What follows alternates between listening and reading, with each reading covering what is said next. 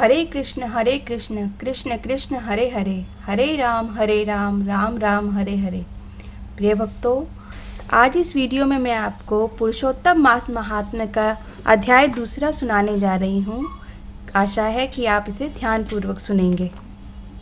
सूत जी बोले, राजा परीक्षित के पूछने पर भगवान शुक द्वारा कथित परम पुण्यप्रद श्रीमद्भागवत शुकदेव जी के प्रसाद से सुनकर और अनंतर राजा का मोक्ष भी देखकर अब यहाँ यज्ञ करने को उद्यत ब्राह्मणों को देखने के लिए मैं आया हूँ।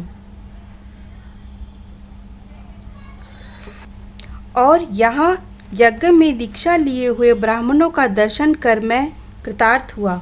ऋषि बोले, हे साधो, अन्य विषय की बातों को त्याग कर भगवान कृष्ण द्वैपायन के प्रसाद से उनके मुख से जो आपने सुना है वही अब पूर्व विषय है।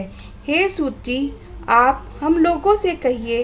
हे महाभाग, संसार में जिससे परे कोई सार नहीं है, ऐसी मन को प्रसन्न करने वाली और जो सुधा से भी हितकर है, ऐसी पुण्य कथा हम लोगों को सुनाइए।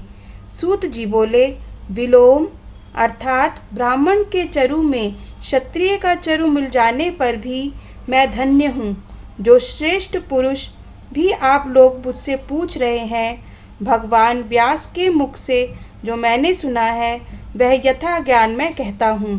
एक समय नारद मुनि नर नारायण के आश्रम में गए, जो आश्रम बहुत से तपस्वियों, सिद्धों और देवताओं से भी युक्त है और बेर, बहेड़ा, आम, अमड़ा, कैथ, जामुन, कदम्ब आदि और भी अनेक वृक्षों से सुशोभित है।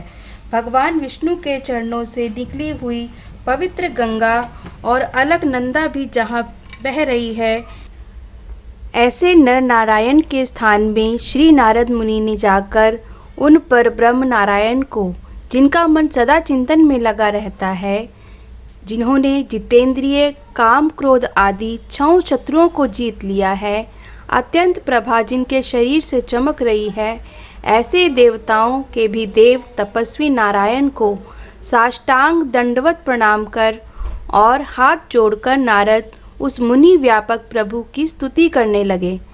नारद जी बोले, हे देवों के देव, हे जगन्नाथ, हे कृपा सागर सतपते, आप सत्य व्रत हो, त्रिसत्य हो, सत्य आत्मा हो और सत्य संभव हो। हे सत्यों ने, आपको नमस्कार है। मैं आपकी शरण में आया हूँ। आपको जो तप है वह संपूर्ण प्राणियों की रक्षा के लिए और मर्यादा की स्थापना के लिए है। यदि आप तपस्या न करें तो जैसे कलयुग में एक एक पाप करने से सारी पृथ्वी डूबती है, वैसे ही एक पुण्य करने से सारी पृथ्वी तरती है। इसमें तनिक भी संशय नहीं है। पहले सतयुग आदि में जैसे एक पाप करता था तो सभी पापी हो जाते थे, ऐसी स्थिति हटाकर कलयुग में केवल कर्ता ही पापों से लिप्त है। यह आपके तप की स्थिति है। हे भगवान, कली में जितने प्राणी हैं सब विषयों में आसक्त हैं। स्त्री, पुत्र, ग्रह में लगा है चित्त जिनका ऐसे प्राणियों का हित करने वाला जो हो और मेरा भी थोड़ा कल्याण हो, ऐसा विषय विचार कर केवल आप ही कहने के योग्य हैं। वही आपके मुख से सुनने की इच्छा से मैं ब्रह्मलोक से यहाँ आया हूँ। आप ही उपकार प्रिय विष्णु हैं, ऐसा वेदों में निश्चित है। इसलिए लोकोपकार के लिए कथा का सार इस समय आप सुनाइए, जिसके श्रवण मात्र से निर्भय मोक्ष पद को प्राप्त करते हैं। इस प्रकार नारद जी का वचन सुन भगवान ऋषि आनंद से खिलखिला उठे और भुवन को पवित्र करने वाली पुण्य कथा आरंभ की। श्री नारायण बोले, हे नारद, गोपों की स्त्रियों के मुख कमल के भ्रमर रास के ईश्वर, रसिकों के आभरण, वृंदावन बिहारी, ब्रज के पति आदि पुरुष भगवान की पुण्य कथा को कहता हूँ, जो निमेष मात्र समय में जगत को उत्पन्न करने वाले हैं। उनके कर्मों को हे वत्स इस पृथ्वी पर कौन वर्णन कर सकता है। हे नारद मुने, आप भी भगवान के चरित्र का सरस सार जानते हैं और यह भी जानते हैं कि भगवत चरित्र वाणी द्वारा नहीं कहा जा सकता, तथापि अद्भुत पुरुषोत्तम महात्मा आदर से कहते हैं। यह पुरुषोत्तम महात्मा दरिद्रता और वैधव्य को नाश करने वाला, यश का दाता एवं सत्पुत्र और मोक्ष को देने वाला है, अतः शीघ्र ही इसका प्रयोग करना चाहिए।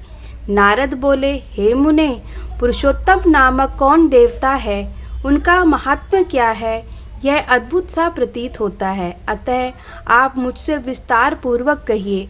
सूत जी बोले, श्री नारद का वचन सुन नारायण क्षण मात्र पुरुषोत्तम में अच्छी तरह मन लगाकर बोले। श्री नारायण बोले, पुरुषोत्तम, यह मास का नाम जो पड़ा है वह भी कारण से युक्त। पुरुषोत्तम मास के स्वामी दयासागर पुरुषोत्तम ही हैं, इसलिए ऋषिगण इसको पुरुषोत्तम मास कहते हैं। पुरुषोत्तम मास के व्रत करने से भगवान पुरुषोत्तम प्रसन्न होते हैं। नारद जी बोले, चैत्रादि मास जो हैं वे अपने अपने स्वामी देवताओं से युक्त हैं, ऐसा मैंने सुना है, परंतु उनके बीच में पुरुषोत्तम नाम का मास नहीं सुना है। पुरुषोत्तम मास कौन है और पुरुषोत्तम मास के स्वामी कृपा के निधि पुरुषोत्तम कैसे हैं? हे कृपानिधे, यह आप मुझसे कहिए। इस मास का स्वरूप विधान के सहित हे प्रभु कहिए। हे सतपते, इस मास में क्या करना है, कैसे स्नान करना, क्या दान करना, इस मास का जप, पूजा, उपवास आदि क्या साधन है, कहिए। इस मास के विधान से कौन देवता प्रसन्न होते हैं और क्या फल देते हैं, इसके अतिरिक्त और जो कुछ भी तथ्य हो वह हे तपोधन कहिए। साधु दीनों के ऊपर कृपा करने वाले होते हैं, वे बिना पूछे कृपा करके सदुपदेश दिया करते हैं।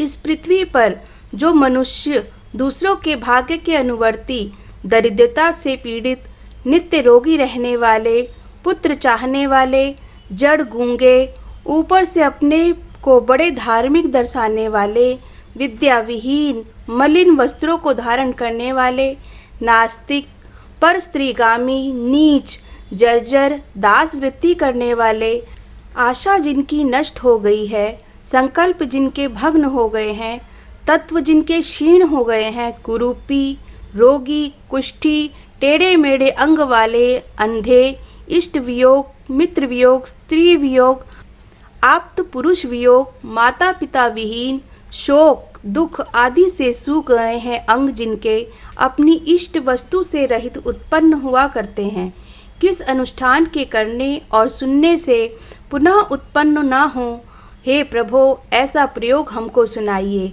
वैधव्य, वंध्या दोष, अंगहीनता, दुष्ट व्याधियाँ, रक्त पित्त आदि, मिर्गी, राजयक्षम आदि जो दोष हैं, इन दोषों से दुखित मनुष्यों को देखकर हे जगन्नाथ मैं दुखी हूँ, अतः मेरे ऊपर दया करके हे ब्राह्मण मेरे मन को प्रसन्न करने वाले विषय को विस्तार से कहिए। हे प्रभु आप सर्वज्ञ हैं, समस्त तत्वों के आयतन हैं। सूत जी बोले, इस प्रकार नारद के परोपकारी मधुर वचनों को सुनकर देवों के देव नारायण चंद्रमा की तरह शांत हो गए। महामुनि नारद से नए मेघ के समान गंभीर वचन बोले। श्री नारायण ने क्या कहा यह हम अगले अध्याय की कथा में सुनेंगे। यहाँ पर पुरुषोत्तम मास महात्म्य का दूसरा अध्याय समाप्त होता है। तो भक्तों, अगर आपको मेरी ये वीडियो अच्छी लगी हो तो इस वीडियो पर आप लाइक कीजिए, कमेंट कीजिए और आगे भी अपने मित्रों को, भाई बहनों को सबको शेयर कीजिए। सब साथ में मिलकर बोलिए ओम नमो भगवते वासुदेवाय नमः।